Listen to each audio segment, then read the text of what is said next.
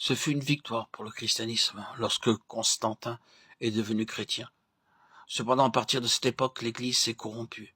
Durant les persécutions déclenchées par Rome, des milliers de martyrs sont morts. À cette époque, il était redoutable de se déclarer chrétien. Mais plus tard, cela est devenu une chose populaire et beaucoup de personnes ont été introduites dans l'Église. Le peuple de Dieu s'est accru, mais le nombre de ceux qui ont servi Dieu n'a pas augmenté. Il est possible de se mêler à la foule comme chrétien, mais il n'est pas possible de le faire pour servir Dieu en tant que prêtre.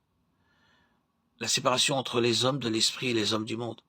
Il s'est donc produit un grand changement au IVe siècle. Il s'est introduit dans l'Église des gens qui étaient en partie croyants tout en étant les puissants de ce monde.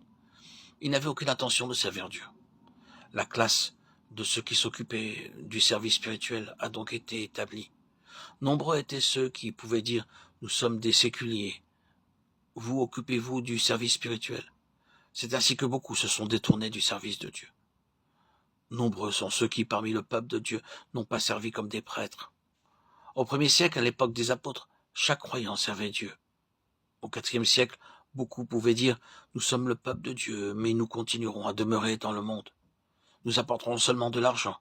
Que ceux qui sont spirituels s'occupent du service spirituel. » Alors l'Église s'est trouvée dans le même état qu'Israël, après l'adoration du veau d'or. Beaucoup parmi le peuple ne servaient plus comme des prêtres. Nous devons progresser dans la voie de la restauration aujourd'hui. Je désire que tous, frères et sœurs, puissent voir cela. C'est la volonté de Dieu dans ces derniers temps de rétablir sa pleine pensée. Il veut rétablir la position de son peuple pour qu'il soit un peuple de prêtres. Vous êtes son peuple, alors vous êtes ses prêtres.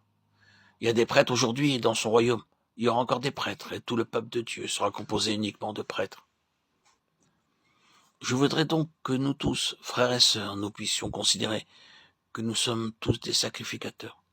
Ne vous attendez pas à ce que les autres le soient pour vous. Il n'y a pas de classe d'intermédiaire parmi nous. Vous devez servir Dieu directement. L'Église doit bénéficier du ministère de tous. Si Dieu use de sa grâce envers nous, tous les frères et les sœurs travailleront ensemble dans le service de Dieu. Plus il y aura de frères et de sœurs qui serviront Dieu et plus fort sera le témoignage de l'Église. Sans un tel service, nous faiblirons. C'est une chose glorieuse de servir Dieu.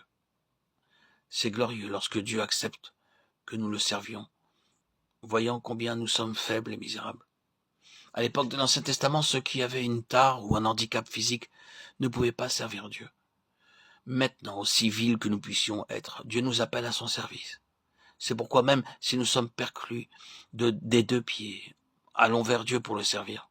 En réalité, être sacrificateur de Dieu, cela signifie que nous sommes près de lui, avec un libre accès direct, sans passer par un quelconque intermédiaire.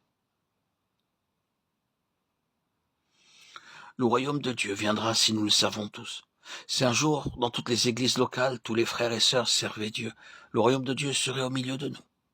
Le royaume de sacrificateurs, c'est une chose glorieuse en vérité. Que cette pensée nous anime pour tout lui sacrifier et pour lui être fidèle.